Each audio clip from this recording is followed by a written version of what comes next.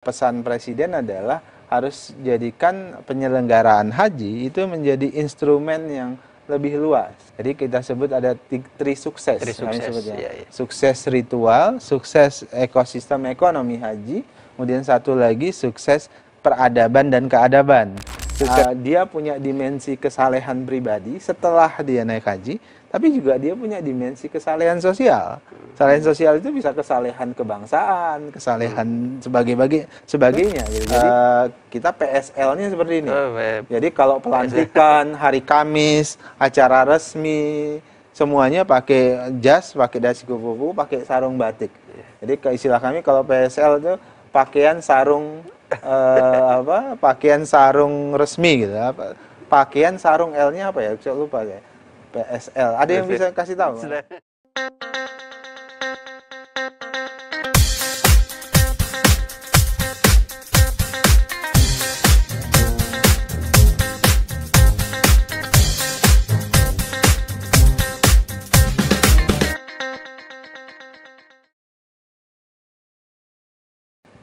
Halo, Assalamualaikum warahmatullahi wabarakatuh. Selamat sore Sobat Rakyat Merdeka. Senang sekali bisa jumpa kembali dengan saya, Sis, di program Podcast Rakyat Merdeka. Kali ini, untuk memandu podcast ini, saya akan didampingi oleh bos saya yang paling ganteng di Rakyat Merdeka. Pemimpin redaksi Rakyat Merdeka, Bang Riki Handayani. Mari Riki. Makasih nih. Terima kasih Mas Daniel. Spesial banget ini. Ini spesial juga nih. Saya baru podcast nih sama Mas Daniel. Pertama kali podcast RM, Pimret kita turun tangan.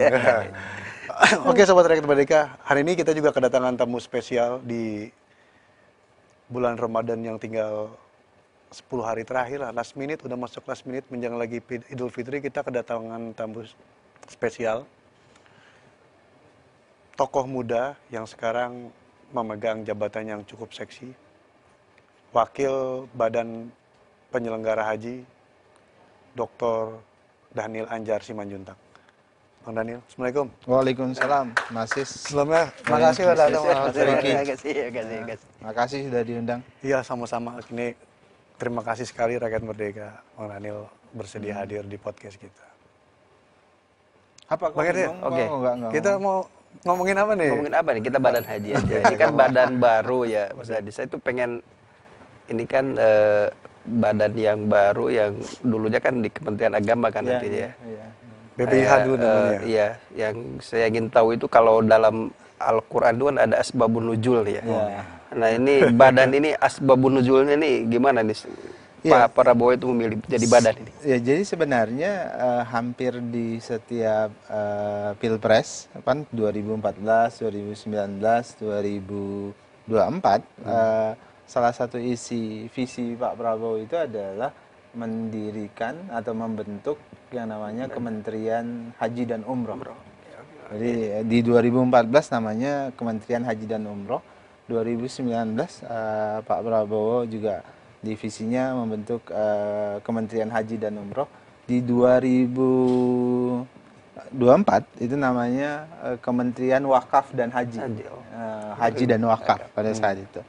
Nah, ketika Pak Prabowo terpilih sebagai presiden dalam proses harmonisasi pembentukan kabinet, Pak Prabowo menemukan fakta bahwasannya haji itu punya undang-undang sendiri, wakaf juga punya undang-undang sendiri.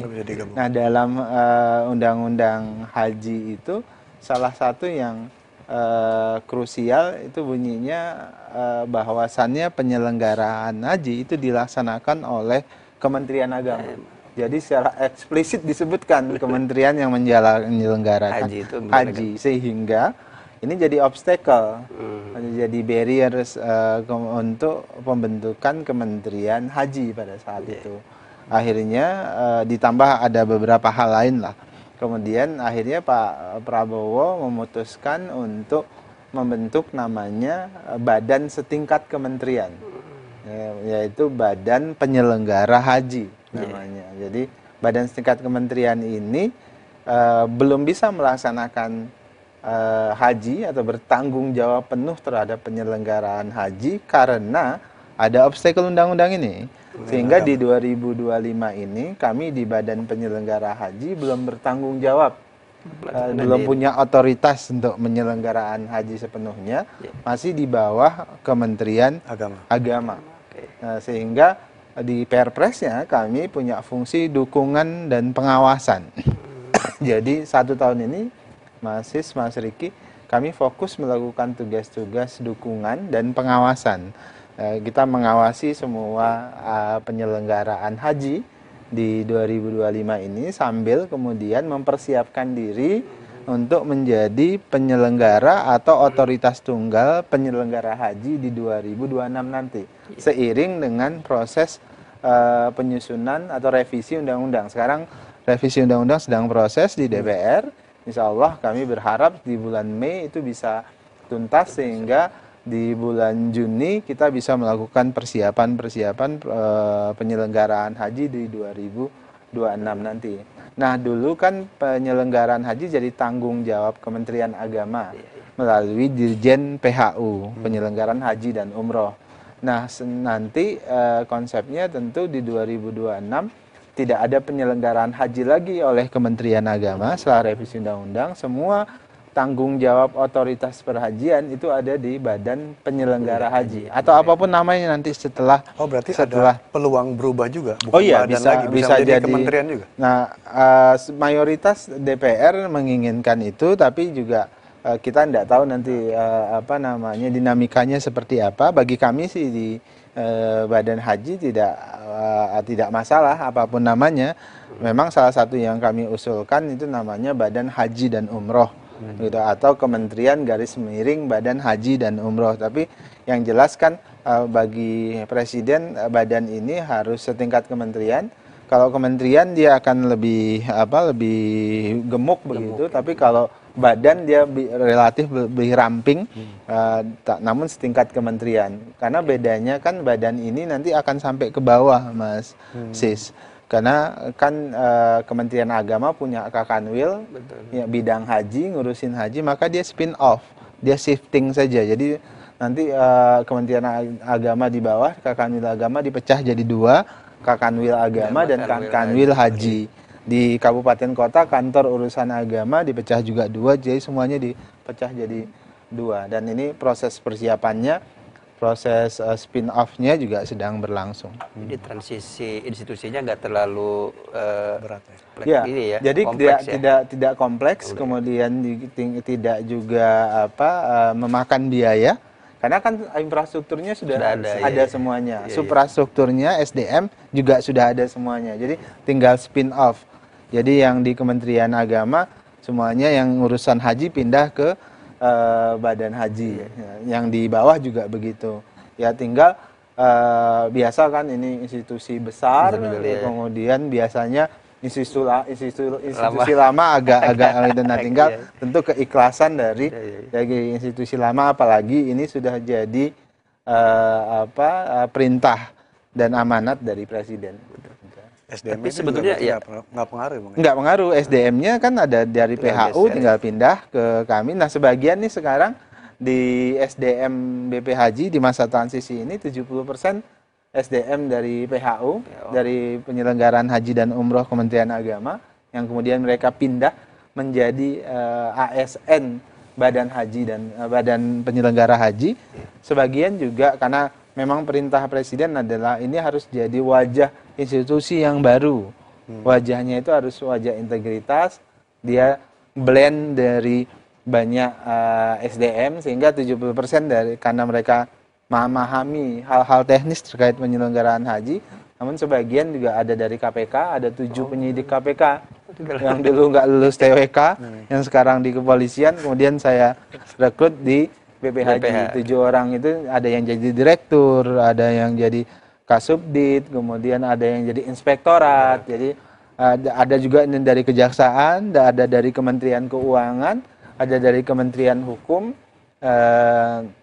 ada juga dari tadi jaksa sudah, polisian, jadi kami blend jadi satu, karena memang pesan Presiden harus ada corporate culture baru terkait dengan penyelenggaraan haji ke depan. Gitu. Ya Mas, selain perubahan institusi kan pasti harus ada paradigma, Betul, terus betul. kemudian konsep-konsep baru. Kira-kira apa sebetulnya yang mungkin sudah disiapkan ketika haji dipindah ke BPH ini? Kira-kira Jadi apa yang disiapkan? selama ini perspektif perhajian itu berhenti jadi seperti dalam tanda kutip jadi IO, event organizer. Iya. Jadi di Kementerian Agama melalui Dirjen PHU itu dalam tanda kutip agak-agak mirip jadi event organizer. Kita menyiapkan, bahkan kan ada stigmanya ini adalah IO terbesar di dunia karena kan melibatkan jumlah peserta yang cukup besar. Indonesia itu ada 221.000 yang akan berangkat naik haji. Kalau umroh setiap tahun itu 1,4 juta orang. Artinya ada 2 jutaan orang lebih setiap tahunnya itu akan berangkat ke Tanah Haram, ke Saudi Arabia. Nah, oleh sebab itulah kemudian kita harus merubah perspektif yang sekedar tentang penyelenggaraan. Nah, makanya ke depan yang kita pesan Presiden adalah harus jadikan penyelenggaraan haji itu menjadi instrumen yang lebih luas. Jadi karena haji ini tidak hanya sekedar terkait dengan ritual. Makanya kemudian kami merumuskan 3 visi, Mas Riki. Jadi kita sebut ada 3 sukses. Sukses ritual, sukses ekosistem ekonomi haji, kemudian satu lagi sukses peradaban dan keadaban. Sukses ritual itu ya proses naik haji itu dari A sampai Z, dari berangkat sampai pulang lagi itu sukses. Istilah Pak Prabowo harus eman, efisien, aman dan nyaman. Efisien artinya ya biaya yang dikeluarkan itu sesuai dengan layanan yang diperoleh. Makanya Presiden pastikan harus akuntabel, harus transparan, harus anti korupsi. Memang harus diakui ada kartel dalam perhajian itu, ada kartel yang sangat kuat karena puluhan tahun sudah bercokol di situ dan memang kerasa keberadaan BP Haji itu agak ada perlawanan dari kartel-kartel ini, apalagi kemudian kami komit Presiden menyebutkan babat saja kartel-kartel itu. Makanya teman-teman yang saya libatkan adalah teman-teman yang sama ini konsisten melakukan perlawanan terhadap praktek korupsi. Nah, makanya teman-teman KPK yang terbuang kemarin itu kemudian kita ajak bareng-bareng di sini untuk memastikan pelaksanaan haji yang bebas dari praktek kartel, kemudian manipulasi dan sebagainya. Intinya aman dan tentu nyaman. Kemudian kedua, ekosistem ekonomi haji. Jadi ekonominya harus berkembang. Mas Riki, potensi perputaran uang terkait dengan perhajian kita per tahun tuh bisa 60 miliar. Bahkan bisa sampai 100 miliar. Kalau dihubungkan dengan sektor rupiah. Triliun. 60 triliun sampai dengan 100 triliun. Makanya kami dengan Kementerian Investasi dan Hilirisasi bicara membentuk tim khusus antara BP Haji dengan Kementerian Investasi untuk mengelola agar kemudian seperti pesan Presiden jangan 100% bentuknya cash outflow. Uangnya lari ke sana semuanya, tapi kita berharap cash inflow juga besar.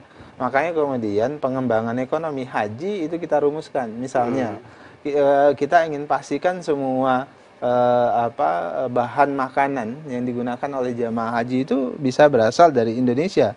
Jadi misalnya ya, kita butuh bumbu setiap tahunnya itu 300 ton per tahun. Tapi kemudian hanya bisa kita supply itu 70 ton. Belum lagi hal-hal yang lain, beras segala macam, bahkan lebih banyak kita ambil dari Vietnam, Thailand, kemudian India.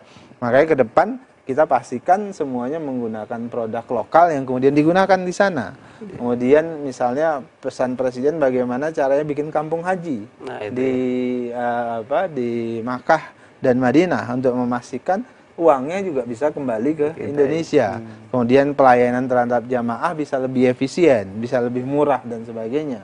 Nah, itu yang sedang diperintahkan Presiden. Kemudian ketiga, asrama haji. Asrama haji kita di seluruh Indonesia ada 33 asrama haji dan rata-rata itu besar-besar, Mas. Jadi ada yang 13 hektar, ada yang paling kecil 2 hektar dan itu selama ini hanya banyak digunakan untuk ibadah haji, jelang ibadah haji. Makanya Presiden perintahkan bagaimana itu bisa jadi pusat ekonomi haji. Misalnya dipastikan dia jadi hotel haji, kemudian ada rumah sakit hajinya. Jadi hal-hal seperti itu akan kita dorong supaya punya efek ekonomi di tingkat lokal. Kemudian yang ketiga, sukses peradaban dan keadaban. Nah, ini agak ya kami apa bentuknya nih? Gitu loh. Peradaban kan gini. Prinsipnya sebenarnya adalah merawat kemabruran. Kan mabrur prinsipnya kalau naik haji itu harus kita mabrur. Mabrur itu artinya kalau dalam bahasa Arab ya punya kebermanfaatan. Dia punya kontribusi bagi masyarakat dan sebagainya. Dia punya dimensi kesalehan pribadi setelah dia naik haji, tapi juga dia punya dimensi kesalehan sosial. Kesalehan sosial itu bisa kesalehan kebangsaan, kesalehan sebagainya gitu. Jadi nah, itu yang kemudian kita rumuskan sebagai konsepsi kebangkitan para haji-haji. Kebangkitan para haji-haji ini kalau peradabannya artinya orang-orang yang pulang haji berharap bisa punya kontribusi bagi masyarakat. Pak Haji ini atau Bu Hajah ini punya kontribusi bagi lingkungan mereka. Itu namanya peradaban. Nah, keadaban itu mereka bisa secara perilaku lebih soleh. Cara perilaku punya adab yang lebih tinggi, lebih akhlak yang lebih tinggi. Makanya kemudian di BP Haji nanti setelah revisi itu ada deputi khusus yang memang ngurusi kalau di Kementerian Pertahanan, karena kebetulan saya bekas di Kementerian Pertahanan, ada veteran yang ngurusin veteran. Nah, ini ada yang ngurusin khusus para haji dan hajah agar kemudian pembinaan keagamaan dan kontribusi mereka terhadap masyarakat itu terjaga dengan baik. Nah, lebih luas lagi sebenarnya ini berangkat dari sejarah. Sebenarnya kebangkitan Indonesia, nasionalisme Indonesia itu berangkat oleh para haji-haji. Haji Omar Said Aminoto, Hos Cokro Aminoto. Pak Hos itu naik haji Mas, kemudian pulang dari Makkah itu justru kemudian menebar semangat nasionalisme, menebar semangat kebangsaan, buat gerakan untuk memastikan Indonesia merdeka. Pak Haji Omar Said Aminoto, kemudian Haji Agus Salim berangkat pulang juga melakukan hal yang serupa bersama Pak Hos Cokro. Haji Ahmad Dahlan juga melakukan hal serupa, mendirikan Muhammadiyah, kemudian menginspirasi pendidikan dan sebagainya. Haji Hasim Asyari mendirikan NU dan banyak lagi haji-haji tadi. Jadi simbol-simbol kebangsaan mendorong nasionalisme. Nah, kemudian dari sisi ekonomi, ada Haji Samanhudi, Solo, Surabaya, Semarang, kan para pedagang-pedagang batik itu para haji-haji. Jadi dulu simbol kebangkitan ekonomi Indonesia, ekonomi Nusantara, karena belum ada Indonesia. Digerakkan oleh para haji. Itu digerakkan oleh para haji. Gerakan kebangsaan itu juga semuanya digerakkan oleh para haji-haji ini. Nah, itulah yang kemudian Pak Prabowo suka menggunakan istilah ini harus jadi simbol kebangkitan para haji-haji, baik dari sisi ekonomi maupun dari kebangsaan, kebangkitan para haji-haji itu. Makanya terus terang yang sukses ketiga itu kemudian salah satu simbolisasi yang kami lakukan di BP Haji itu pakaiannya. Makanya PSL-nya BP Haji itu masih sarungan batik, kemudian jas, kemudian dasi kupu-kupu, kemudian peci. Apa itu maknanya? Maknanya kan dulu para pejuang kita, para haji-haji kita, Pak Cokro Aminoto. Awalnya kan Pak Cokro Aminoto pakai belangkon, tapi kemudian dipengaruhi oleh Haji Agus Salim pakai peci. Pertama, sarung itu simbolisasi santri, simbolisasi Islam di Indonesia, pada Islam di Nusantara lah. Pada saat itu salah satu simbolisasinya jarik dan sarungan. Ini untuk mempertahankan tradisi. Kemudian jas itu adalah simbolisasi modernisme. Kan waktu itu kita disebut inlander. Inlander karena para haji-haji ini ingin melawan stigmatisasi inlander itu sebagai simbolisasi kemajuan intelektual, internasionalisme. Kemudian mereka pakai jas, para bapak bangsa kita itu. Kemudian juga sebagai simbolisasi modernisme pada saat itu mereka pakai dasi kupu-kupu. Nah, kalau kami di BP Haji juga memaknai dasi kupu-kupu, kan suka dibilang ini kayak pelayan begitu. Ya, kami selalu sebut, ya kami memang pelayan. Pelayan umat. Pelayan umat, pelayan umat kelas internasional. Kami simbolisasikan seperti itu. Makanya peci simbolisasi nasionalisme. Nah, oleh sebab itulah kemudian pakaian kami itu menjadi simbolisasi dari watak BP Haji ke depan. Jadi makanya Mas Riki kalau ke BP Haji itu kita PSL-nya seperti ini. Jadi kalau pelantikan, hari Kamis, acara resmi, semuanya pakai jas, pakai dasi kupu-kupu, pakai sarung batik. Jadi istilah kami kalau PSL itu pakaian sarung pakaian sarung resmi gitu. Pakaian sarung L-nya apa ya? Saya lupa ya. PSL. Ada yang bisa kasih tahu? Pakaian sarung L-nya itu saya lupa tuh. Oh, pakaian sarung lengkap. Pakaian sarung lengkap. PDH kalau tentara ya. Iya. Ini kan simbol-simbolnya udah bagus ini. Cuma kan masalahnya ketika haji itu orang kan yang tadi itu kenyamanan tadi. Iya, gimana veteran-veteran ini ingin diajak berkontribusi ketika dia di sana itu mengalami banyak sekali yang seperti biasa terjadi di haji. Di misalkan makanan gak enak, di tempat tenda terlalu banyak fasilitas. Ini kan yang selalu terjadi setiap tahun. Padahal event tahunan.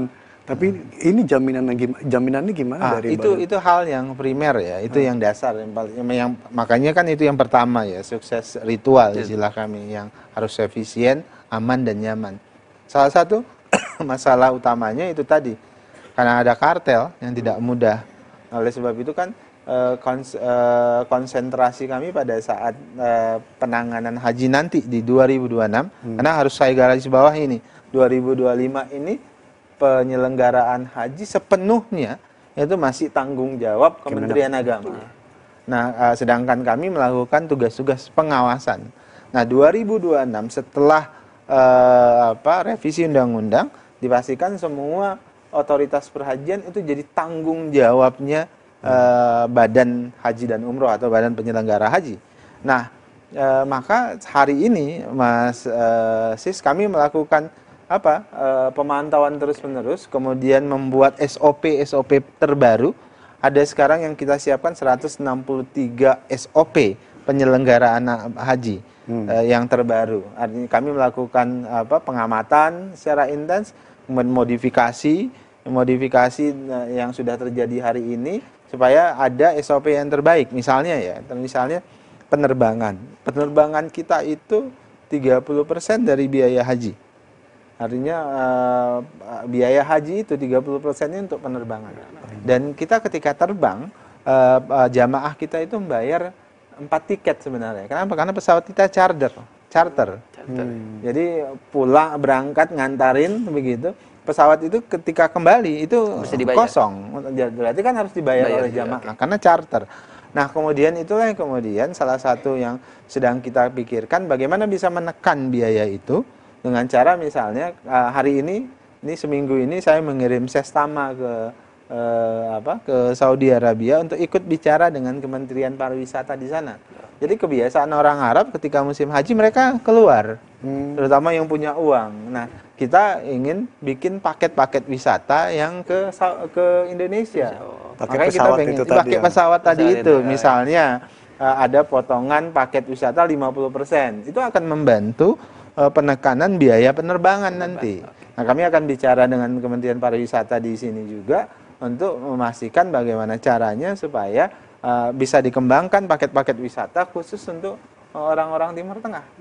Nah, kemudian catering kita ingin pastikan yang selama ini yang jadi masalah itu selalu kartel catering. Nah, makanya kita pastikan transparansi, akuntabilitasnya itu terjaga, akomodasi hotel pun demikian dan sebagainya. Kayak seperti misalnya IO yang penyelenggara di sana selama ini kan cuma satu IO, kita sebut syarikah kan. Nah, sekarang ada 8 dalam rangka tadi ada kompetisi dan sebagainya.